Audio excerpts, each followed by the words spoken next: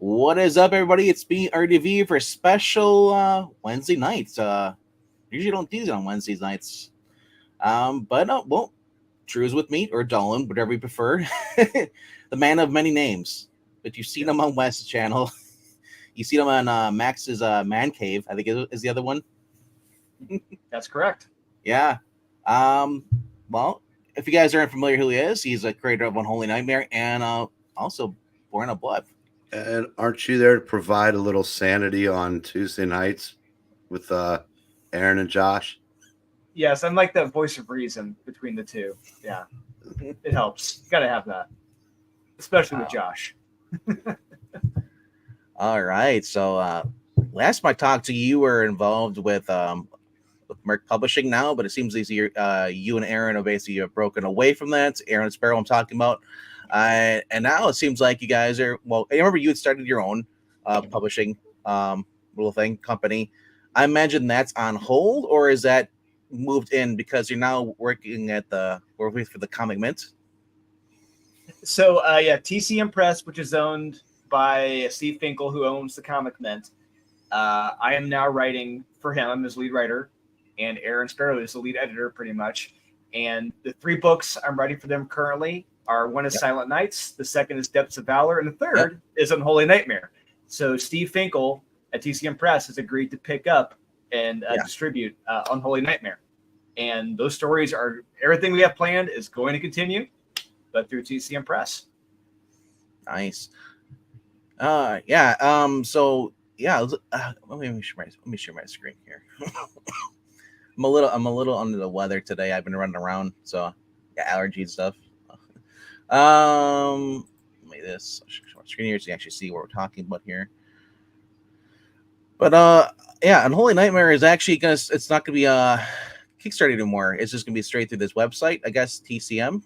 Or no, it's still gonna be Kickstarted. So this was just an announcement page, just announcing the titles. And you can, if you scroll to the very bottom, anyone who comes to that page can sign up to be notified when we launch the books on Kickstarter. So these will be Kickstarter books as well. Silent Nights is going to be launched, as far as I know, October 1. And and then after that, probably Depths of Valor. And then after that, Unholy Nightmare will be launched again on Kickstarter, but this time with the backing of the Comic Mint. Yeah. Well, we've seen Unholy Nightmare from you before. So we kind of have his idea what that book is, but I'm going up to these other ones, with you've done here with Depths of Valor. That's a new book here also, and then and he also got this spy book or femme fatale book here, Silent Nights. That's Can you say anything about these books as far as like what genre they would be? Obviously, the other one is like a superhero. Is this what I'm thinking it is? Femme fatale, maybe spy, like in the lines of Gun Honey, but obviously better. But obviously. I think Aaron Sparrow kind of agrees with me with it's Black Widow with balls, pretty much. What if Black Widow kicked ass? And it's our femme fatale book, and it's going to have some international intrigue. It's going to be bloody. It's going to be kick ass. It's going to be sexy. There's going to be twists and turns along the way. There may be some artificial intelligence and robotic elements involved with this story as well. But it's going to be a fun kick-ass story. We turned in issue 2. Issue 2 is going to be going off to art soon, and we're going to have some great characters in this. Nice. And I had an absolute blast writing this. So, which is you got 2 covers here? Which is cover A and which is cover B, or is one gives me a limited edition? Or are these the only covers? I mean.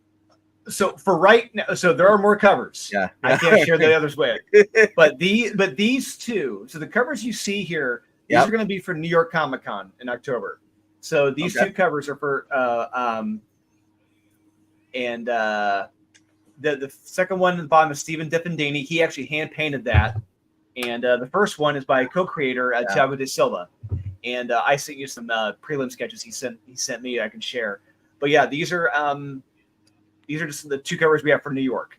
The others we got, those are going to be for the Kickstarter. All right.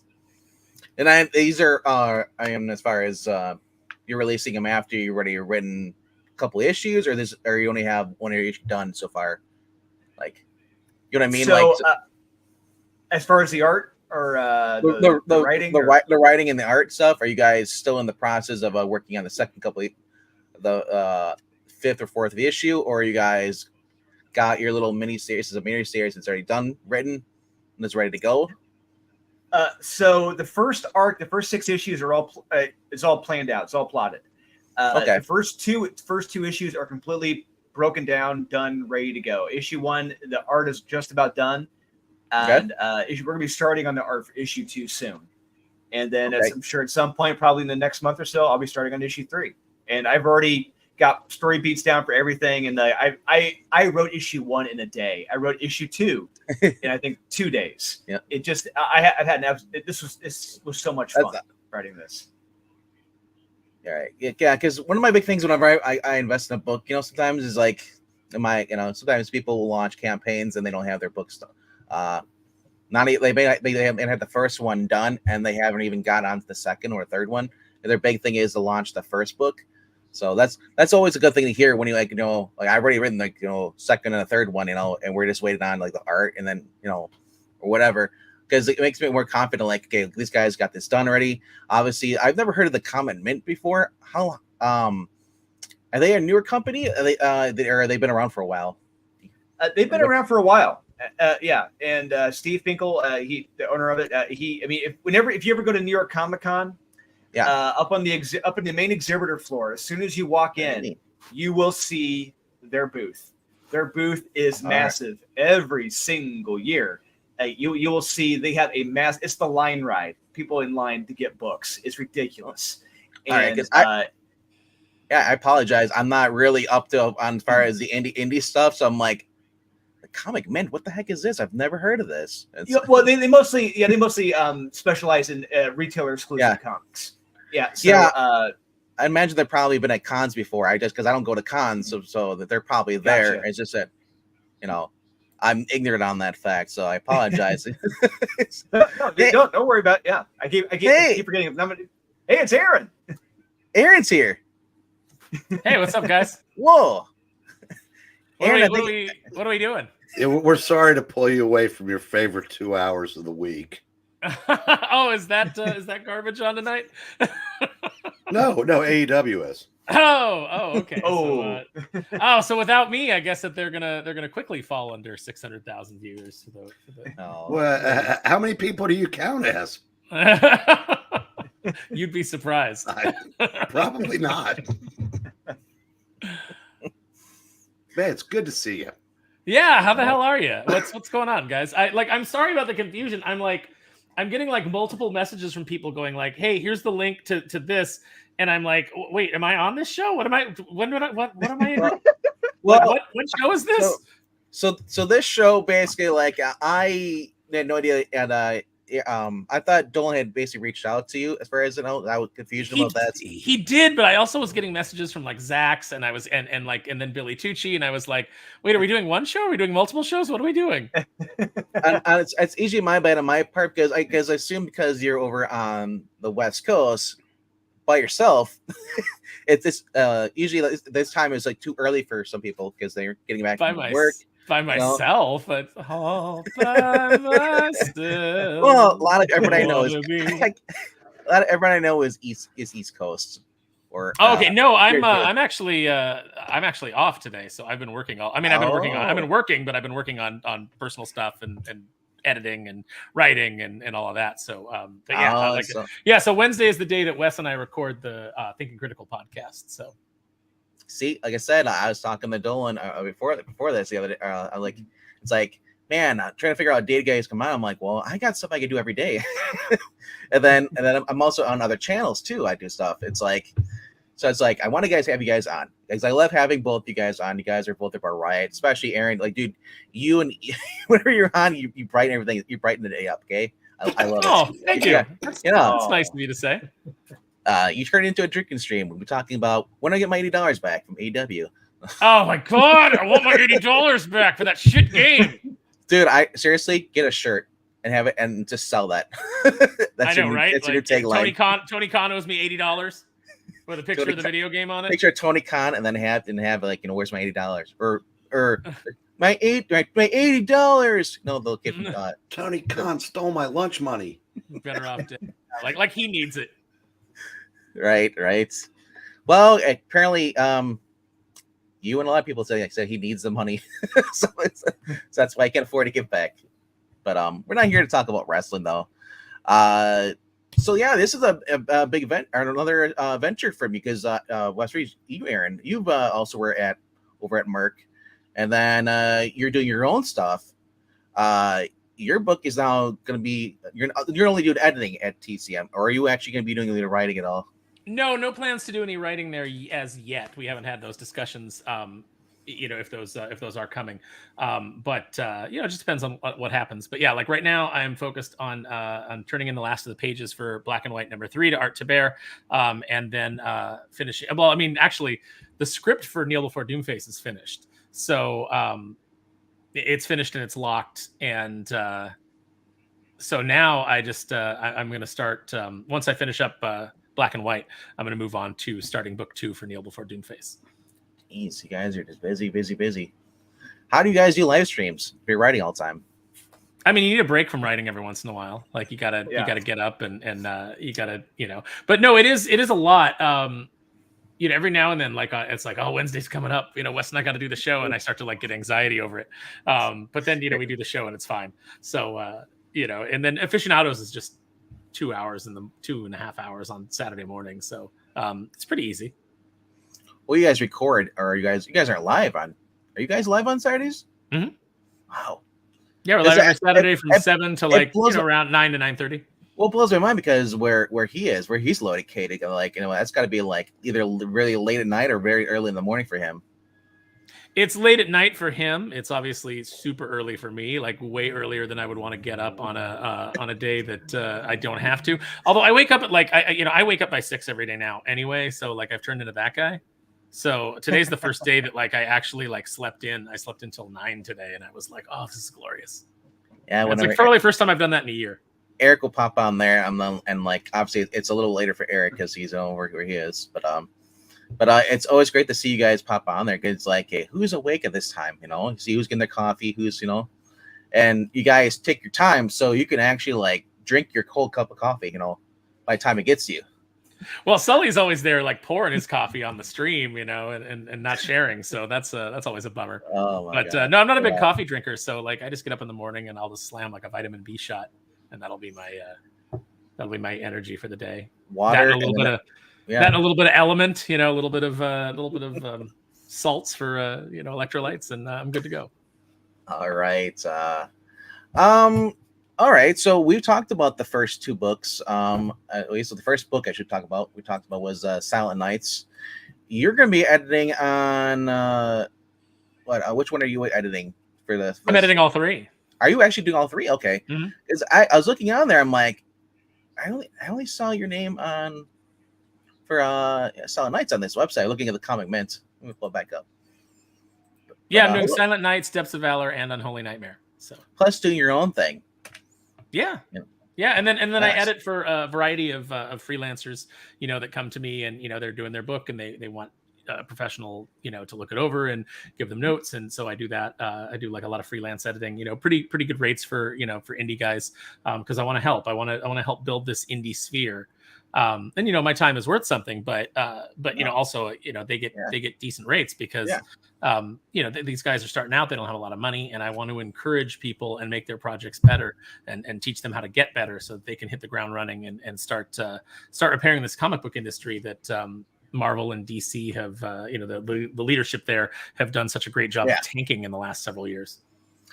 You make it sound so easy. Now, do you also have a 9-to-5 job on top of this, or is this your only thing? Yeah, I have what my friend Tammy calls a muggle job that I took just to cover the bills, make sure that I've got because with freelancing, money comes and goes.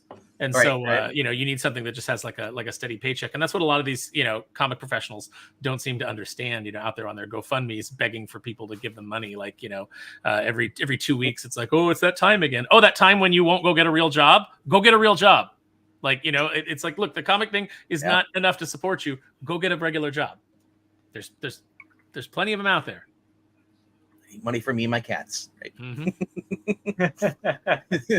And I have no pity for that, because there are actually people that are actually like trying to make ends meet, that are struggling and having a hard time, you know, especially in this economy. You know, they're just having trouble making it. And those are the people that I have pity for, not the people that are too lazy to go get a real job. They just want to sit and they want to smoke weed all day and, you know, complain about their lives and talk about their projects that, you know, that they get thrown a crumb every once in a while from one of the companies. But, you know, they think that they should be able to live off of that.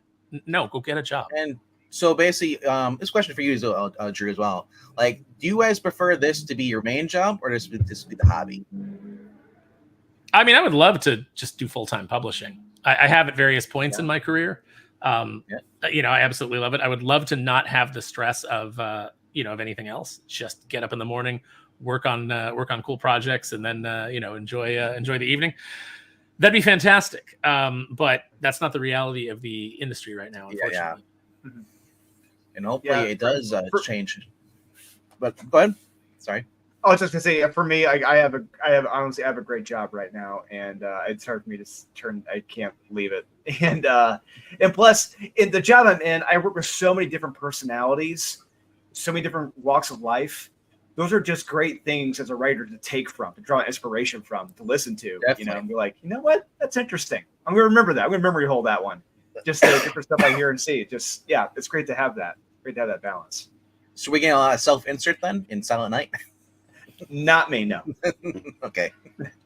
I've never understood the ego of a self-insert. Is like, you think that you're interesting enough to be in the book. Like you think you're interesting enough to be a character in Superman. Oh, okay.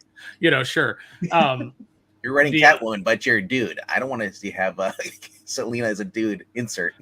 Yeah, I mean, it's like I've edited plenty of scripts, and especially when I was at Boom, and you know, you really saw when we were doing the James Lavani and I were doing the ghost writing and the ghost creative on Darkwing, but then they were giving Ian Brill all the credit. You would see his scripts come in, and if you go and you compare those original Boom issues that I was no longer editor on, and you compare those to the omnibus where we got to go back in and restore our intent for all of the dialogue and for all the story, it's night and day. It's one guy writing all the dialogue and it sounds like him, and then you go to the omnibus and it sounds like the characters. So, you know, it's really important to have conversations with people. Like Drew was saying, get out into the world, get out amongst other people, learn how they talk, learn how they communicate, really observe as a writer, and internalize all of that. Not to, you know, because otherwise you're writing from your own head and you only sound like you. You have to be able to put yourself in the shoes of other people. You have to be able to see their point of view, and you have to be, whether you agree with it or not, but you have to be able to portray it. And that's kind of the thing that we're seeing a big problem with in comics right now, is if you have a character who's a bad guy and they're espousing poor virtues, there's a certain contingent of the, I don't want to say the customer base, but the audience, not people that are paying for it, but generally it's people that are pirating it and, you know, have their opinions. But they will come and they will say that because this character that you wrote espoused these beliefs, that means that you espouse those beliefs. And it's like, no, it's called writing. Just like when you portray a character in acting, you're acting, you are pretending, you are playing make-believe. So it's such a weird thing, and how bland all of our entertainment would be if every character just spoke in one voice. But that's what they want. They only want one voice out there. Right. That was a mouthful. You guys can clip that though. I will go on a tear. So you have to rein me in, because once I start talking about something, it is good, you know, because like I said, you have that passion. It shows you actually care about what you're doing. You know, you're offended by what the people are doing and ruining the hobby for you. You know, you grew up as a reader, just like the rest of us are reading. You know, you are a fan of this content, and they're obviously shitting the bed and, you know, making it harder for people who actually love this hobby to actually be what you maybe wanted to be back in the day. You maybe wanted to be a comic book writer, and your dream was to go to Marvel and DC. But now seeing what it's become, it's like you need to realize that it's not the company, it's the content you write, you know, that matters. And there will always be fans if you actually pay respect to the fans. You treat if you treat the readers as adults, not as children, and tell them what they need to know.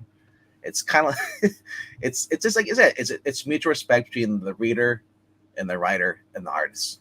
Yeah, and don't be a child yourself. Like, understand the fact that you're going to encounter people who have different opinions and are from different walks of life and have different life experience than you, and are going to have different takes on things. Exactly. And respect that customer base. It's like, I don't care what anybody's personal beliefs are, if they conflict with mine or they are counter to mine. If they are a customer, they will be treated with the respect of a customer, because at the end of the day, you are showing up to spend your hard-earned money on something that I made, and it's my job to try to entertain you, and my job to give you great service, in addition to that. The biggest thing I look for as a reader is looking into a book to escape what's going on in the real world. Obviously back in the day, if you're reading Spider-Man, there were hints of the pop culture going in there. But I don't want Orange Man bad. That's the problem with today. They put what they hate into the book and try to tell you, well, you should hate this person. They're a bad person.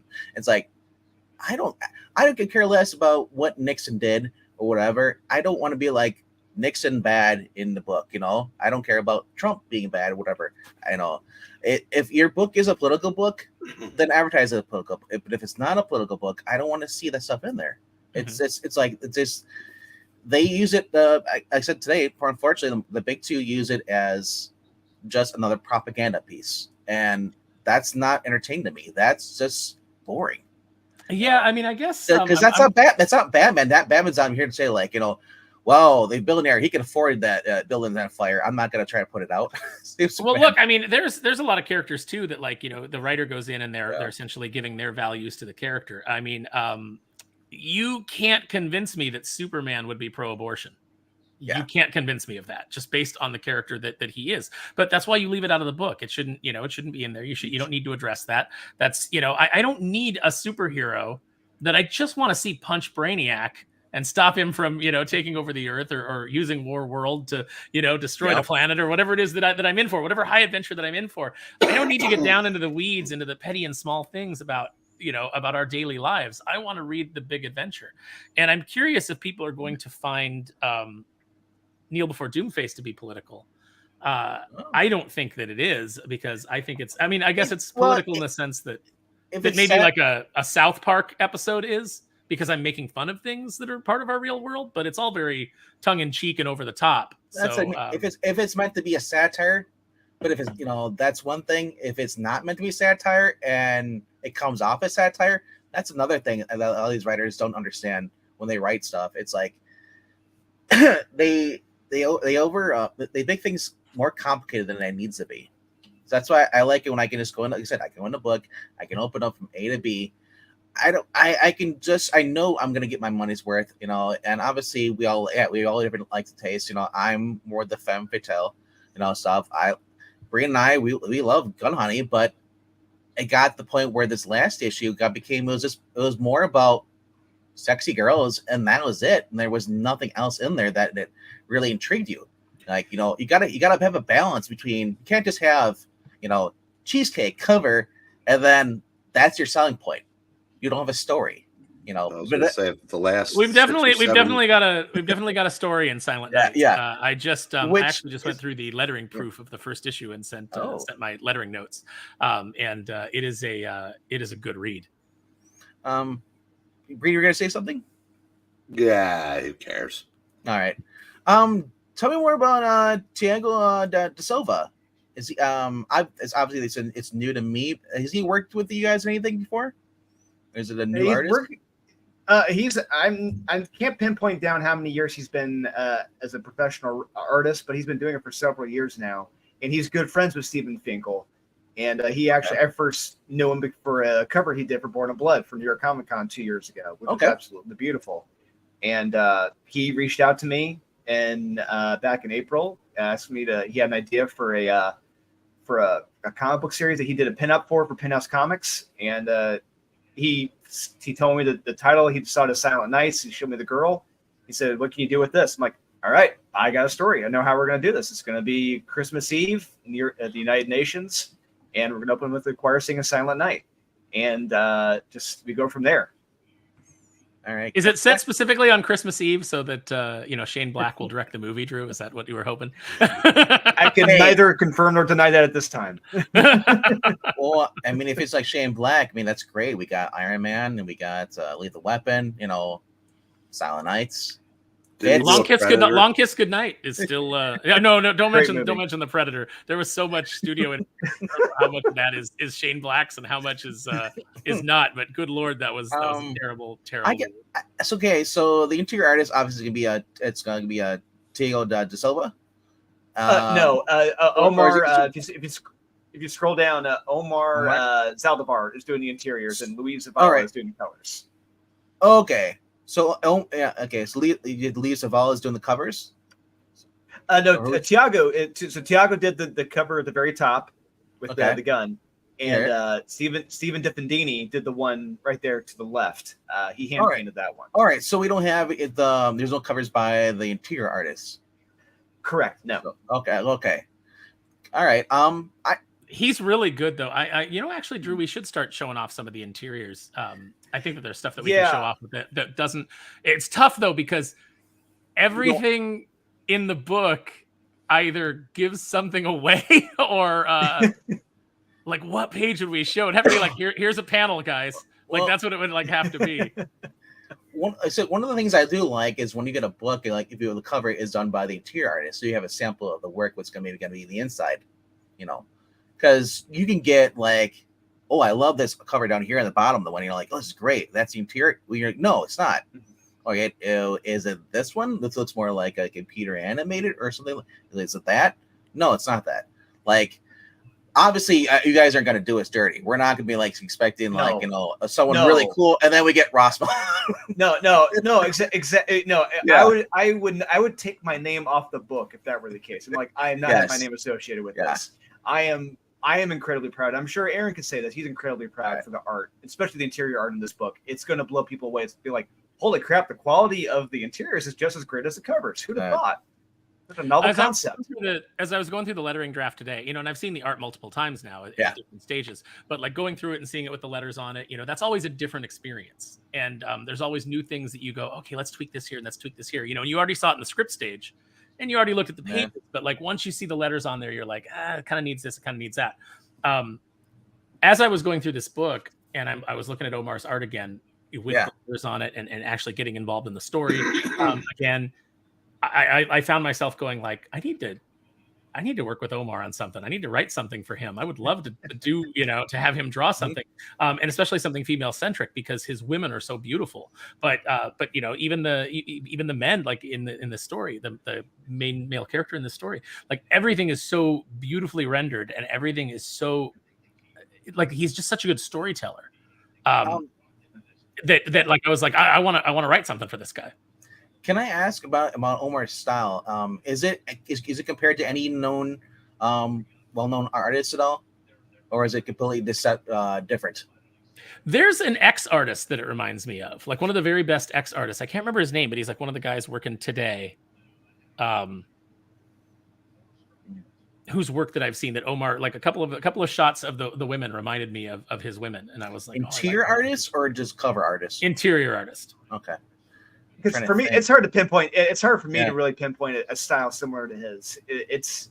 Like Aaron said, he reached. I mean, there's one there, but like it's a unique style all to its own, and it works. It's beautiful. But it's a sexy style. It's an appealing style. It's a very clean. I'm sorry, something's happening. It's a very clean style, which I like. I mean, some stories I like, real gritty kind of rough style, and then stories like this, I like something that's more slick and clean, and it definitely falls in the slick and clean. Aaron, one of your neighbors memeing again? Yes, and Gavin Newsom's having them arrested because memes are illegal. Memes are illegal in California now. Oh my god! I saw the Kimmel whatever version or joke they're making fun of him. I'm not sure how that was. I'm glad that he's on top of the things that really matter because you can still steal up to $950. You can shoplift up to $950 a day in California, and you're fine. But God forbid you put out a meme criticizing the regime. All right. All right, we talked about this. I hate Gavin Newsom. Can I just make that clear? Like, I try not to be overtly political, even in even on Twitter, because I just don't think it changes anybody's mind, and I don't think that and it's divisive. But I cannot help but go at Gavin Newsom sometimes. I hate that man so much. I hear you, man. It's like I said, like rule of thumb, I try not to focus on anybody, especially if you're on Twitter and stuff, a lot of the writers or artists, because it just puts, sometimes if I don't agree with you on something, it puts a negative taste and it affects whatever I'm reading, right? Because, that's the one thing I've always said about when it comes to writers and artists. I don't care what their politics are. Keep it out of the book, like, but a lot of them today, they don't care about the book. It's all about them. And it ruins the book for me. A big example, Mark Waid. If Mark Waid had just kept his mouth shut, hadn't said anything for the past 4 years, I think more people would actually were willing to go pick up his books at DC. But then there's also people who don't spend their lives on Twitter and YouTube. Yeah, they just read the stories, and but then they like they read the story and they go, and his political screed is in the book, and they're like, oh geez, I don't want to pay for this. I gotta say, I'm not here to pay for your therapy, Mark. I'm not here to pay for Tom King's therapy. Tell me a story, take me on a ride. I will say this: from what I've read of The World's Finest, he does not put whatever he's preaching, whatever virtually into the book. I have not seen it, no. So I give him that, but I said, when you're saying, reaching out saying like, oh, I'm glad that Trump, was almost killed, or it's too bad. Like, that's gross. I don't need that. And like I said, to me, that's no different than advocating for like, oh, sex trafficking is good. I don't want any of that crap, and it ruins the book for me, because now anything that he writes, or anyone, a company that can actually, like Bree said, why would I give money to DC? DC Comics, when they have someone like that working there, they don't care about you at all.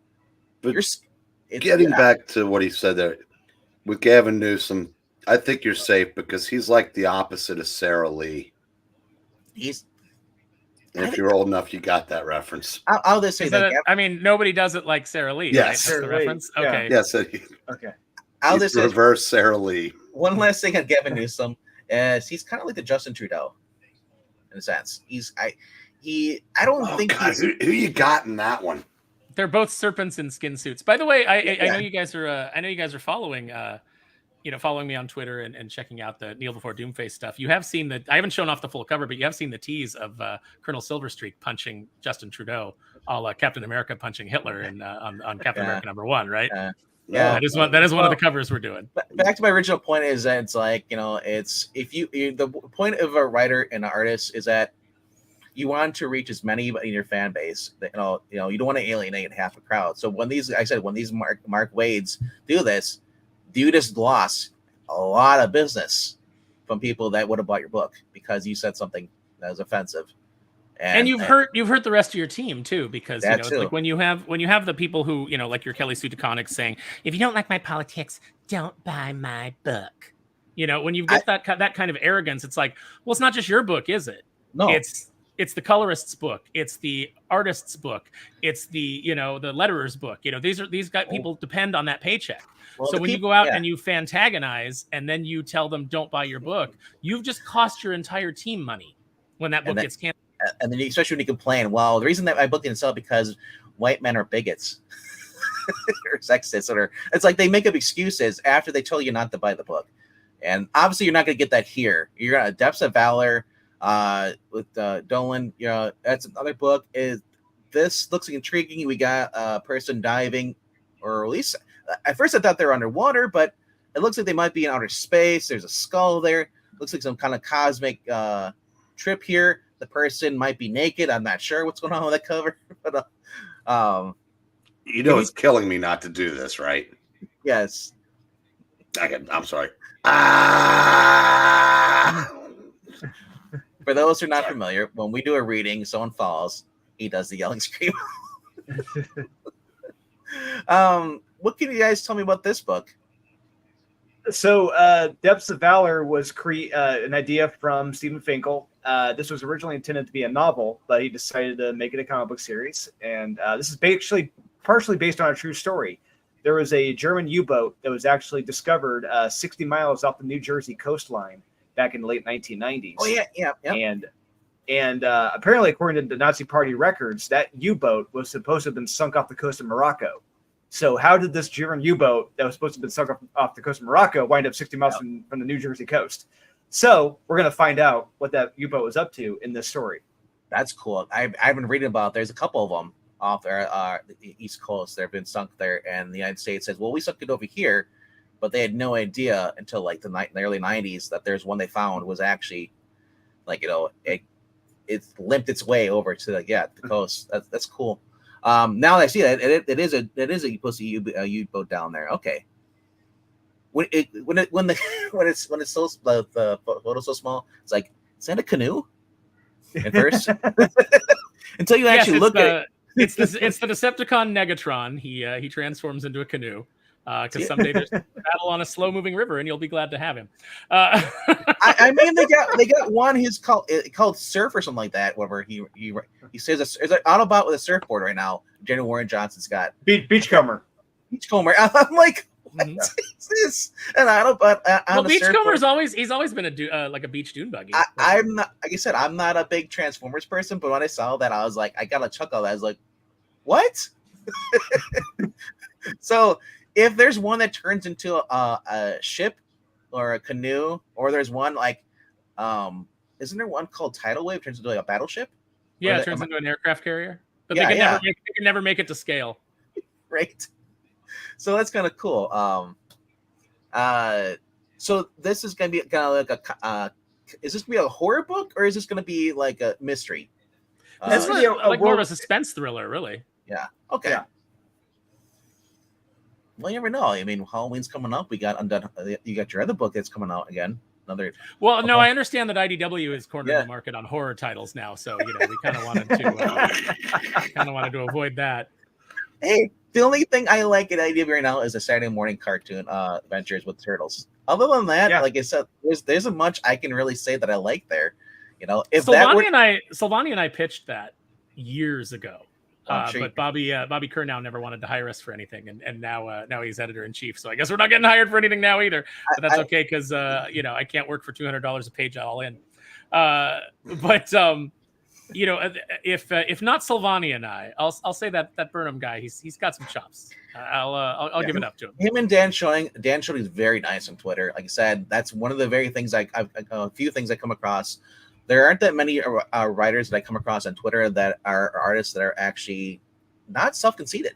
Dan Schoening and Eric Burnham, I gotta say, they are a fan of what they write, no matter what they're putting into that, and that's refreshing because I don't see that a lot. I don't see. Or most people are like, "Oh, it's a paid job. I'm going to use this." What used to be the dream job is now just a skipping stone to get them into Hollywood. Yeah, and Hollywood is burning. So good luck with that plan. Exactly. It's like the studio systems are falling apart. There's not many jobs for writers because of the writers' strike and the way they shot themselves in the foot with that. There's all kinds of and there's just all kinds of like bad things happening in these industries. And a big part of it is they sold themselves out. They started chasing this phantom audience that BlackRock and ESG and DEI convinced them was just waiting to spend all this money. And turns out the modern audience is a myth. The audience that you have is what you should have been catering to. And people like us who were saying it all along, like, this is a bad idea, and got called bigots and got called haters. And, Mark Wade messaged me privately to tell me that I was a Comicsgate apologist. And I'm like, I'm not even in Comicsgate, dude. But because I advocated for customer service within the comic book industry and not berating fans, like being polite to the people you're asking to spend their money on your product. What a novel idea. Because I advocated for that, I was labeled a Comicsgate apologist. And honestly, I don't care because I don't want to work for the big two anyway. They have nothing to offer me. The big two that I wanted to work for is long gone. And they need people like me more than people like me need them at this point. What's funny is that a guy who tried to cancel Jay Lee, who had nothing to do with Comicsgate. Tom King. There's a guy like that who never apologized. You got people. That was the best career move he's made. Yeah, because he's been gold at DC from that day forward, which kind of tells you why the big two is in the shape they're in. Yeah. Because when Tom King and Mark Waid are your ambassadors. Unfortunately, like I said, I hope Jeremy Adams can, like, I see him, he's doing some work at some other publishers. I've been liking his writing. He's been the shining example of what the people at DC should be like. Breen, do you remember when Tom King tried to publicly embarrass an autistic Rorschach cosplayer for taking his mask off? Oh yeah. I vaguely. When mask mandates weren't even really a thing anymore, but Tom King is a little 2022, coward, so. I think it was. Yeah, at the Comic-Con, he shows up. A guy takes his mask off, and gets close, and he freaks out. Mm-hmm. Yeah. What a baby. What a big stupid baby Tom King is. And honestly, he's not the only one. I said every time I read a tweet from Marv Wolfman, oh, I get sick at San Diego Comic-Con again, COVID. Every single time he comes around San Diego Comic-Con, I've got COVID again. It's a clockwork. It's like, dude, don't go then. Or I mean, I don't know if Marv wears a mask, but we know that they're useless. So I don't know if I worry because Marv is older. Like, I don't worry about myself. I don't wear a mask. I don't care. Like, sure. I got COVID the one time when it was when we were all locked down and it was running around, and I've never gotten it since. And I've been exposed to it multiple times. I don't know if he's getting sick or if he's just virtue cookies. Maybe he's falling out of or maybe he's mocking it. Because I said, Marv. I'm sure Marv is doesn't align with us politically, but I've never heard him go off the rails either. No, but Marv's an older guy, and so his immune system is probably weaker, and that's kind of why I worry for him, is because he does go out and do these shows. And honestly, anytime you go to San Diego Comic-Con, you almost come home with something. Like, you're shaking up hands, and you're not hand sanitizing after every and drying your skin out after every single hand that you shake. You're gonna get sick at San Diego. It's just, but didn't people get sick at San Diego before COVID? Yes, they did. Yeah, con crud was always a thing. Now there's just another name for it. Well, now everything is COVID, right? Like, anytime you get the sniffles. I feel like fell off a tall building. COVID.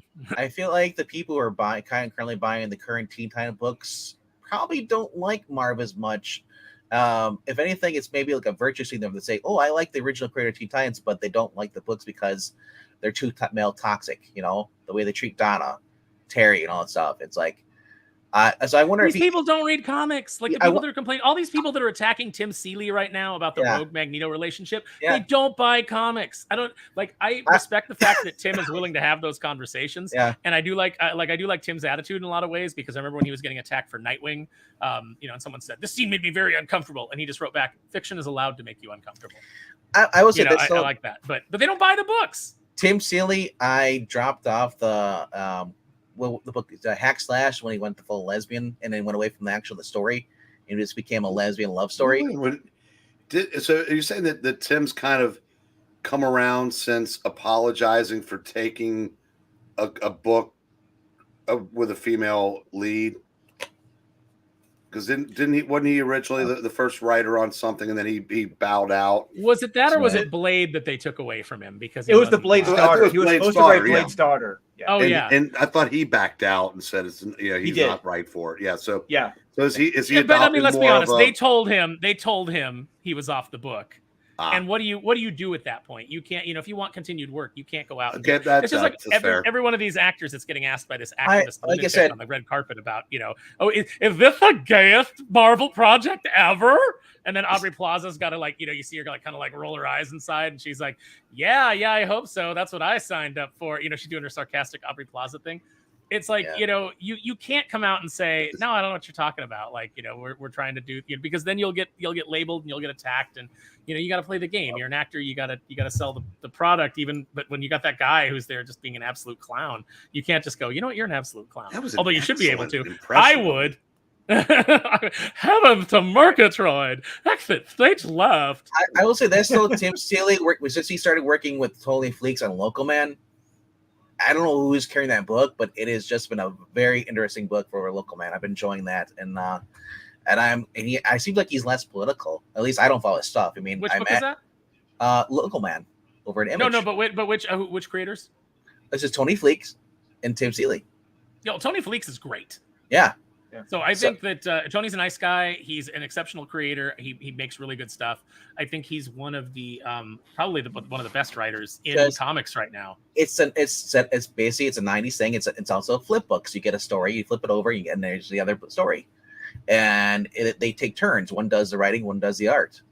And honestly, what I've been reading of it, it hasn't been bad at all. It's actually been really good, and it's great to see Tim actually on a book that I can actually read and say, you know what, this wasn't bad, this was good. There was no self-insert. It was just fun, and I like seeing that. Speaking of writers that normally are the self-insert or just ruining it. Steve Fox, he had to write that X-Men 97 book that was supposed to be like a prequel series, and I was laughing because I started I dabbled into it, and I was like, wow, this doesn't sound like Steve Fox at all. He's like he actually had to match it to what was going on in X-Men 97.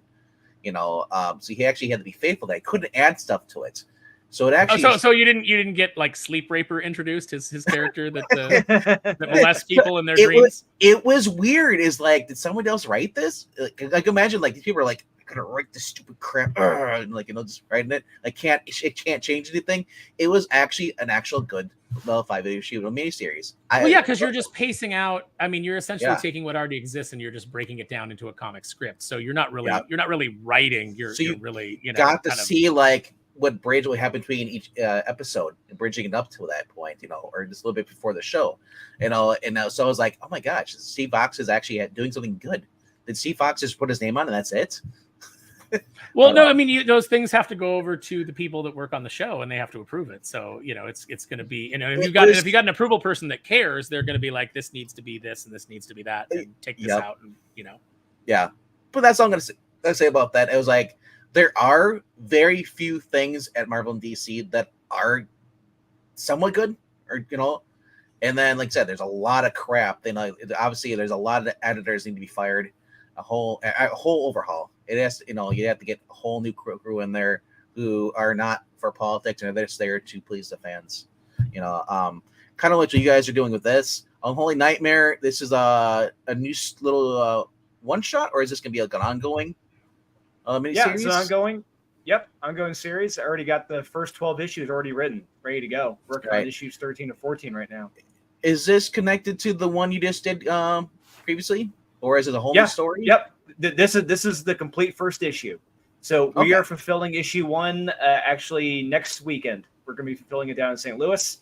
So by the time that gets out and we're in New York, issue 1 should be out to the backers. We're going to have issue 1 available with that new cover.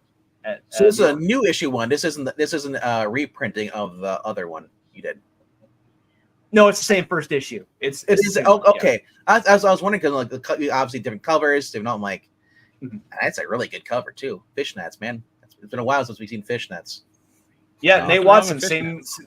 Nope, I love it, and it matches what happens on the interior of the story. That's what the character's wearing. How about that? And novel concept. But yeah, it's drawn by Nate Watson, who's also doing the interiors for Depths of Valor. All right, cool.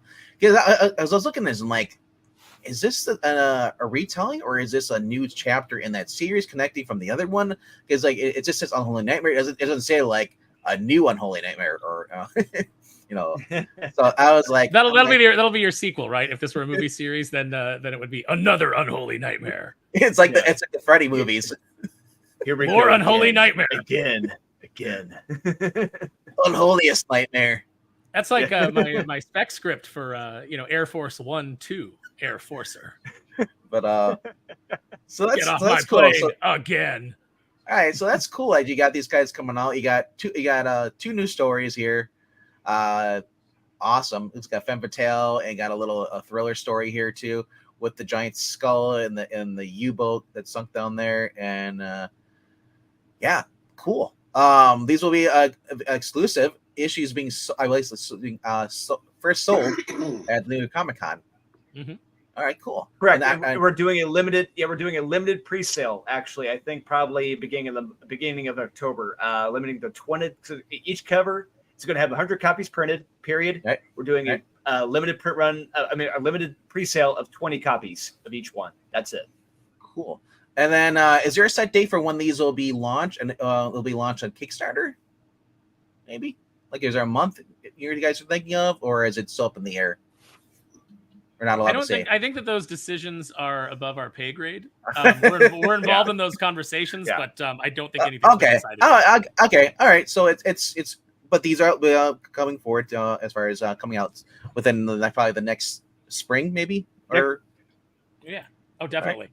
Okay, cool. Yeah. So I mean, something to look forward to with you guys. You know, obviously, if you guys don't follow Drew, obviously, he's got a Facebook. I did link those in the Instagram and his Facebook in there. I will add Aaron's contacts. I'll throw his Twitter in there if you want to follow him on Twitter and bug him down there. You know, yeah. talk about AW.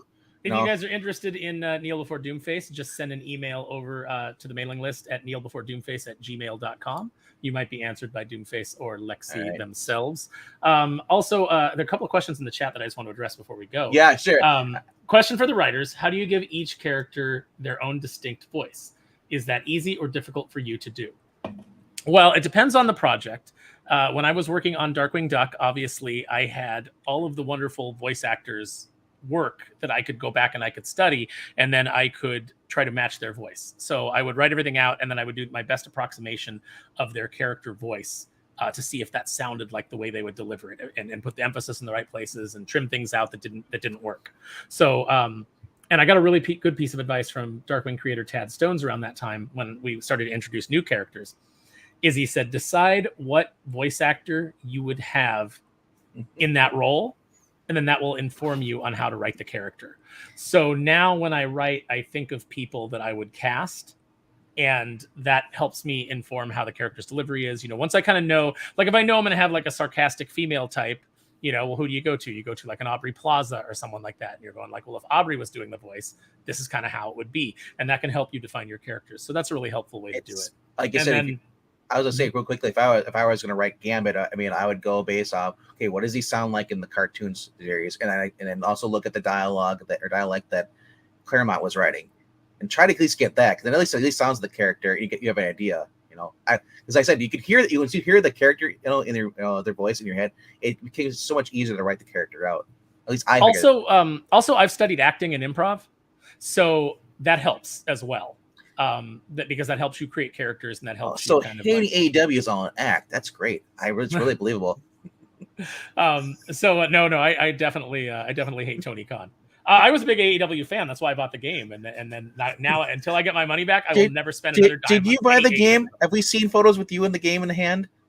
I bought the digital copy, but I can put it on my screen and take a picture of it, like, you know, if you need the proof. The other question was, if you're doing a licensed property, example Batman, how do you find the voice of the character? I think I kind of explained that with Darkwing, but for Batman, you know, for me, the definitive Batman is always Kevin Conroy.